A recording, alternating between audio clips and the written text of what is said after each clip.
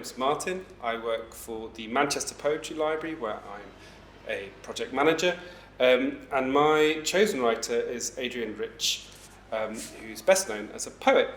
I've chosen Adrienne Rich because I think she's one of the most important poets of the 20th and 21st century.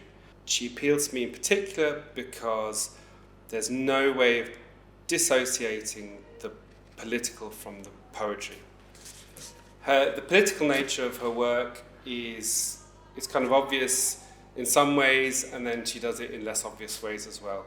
So she was famous, for instance, for refusing the National Medal of the Arts when it was offered to her by the Clinton administration very publicly, because in her words she said, "Art means nothing if it simply decorates the dinner table of power that holds it hostage."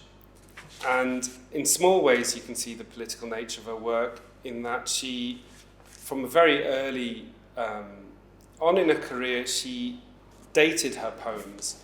And that doesn't seem like a particularly radical thing, but it sort of is. And this is her description of why.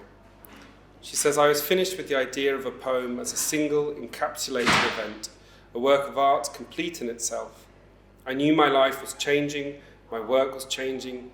I needed to indicate to readers my sense of beginning engaged in a long, continuing process." I think we need to talk about Adrienne Rich in this political moment because her constant interrogation of power and the abuse of power is as important now as it ever has been. I've got one last quote to finish with.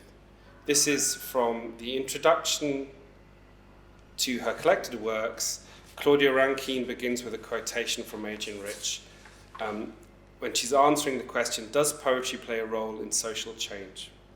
And Adrienne Rich writes, "Yes, where poetry is a liberative language, connecting the fragments within us, connecting us to others, like and unlike ourselves, replenishing our desire.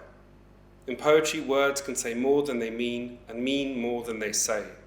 In a time of frontal assaults, both on language and on human solidarity, poetry can remind us of all we are in danger of losing, disturb us, embolden us out of resignation."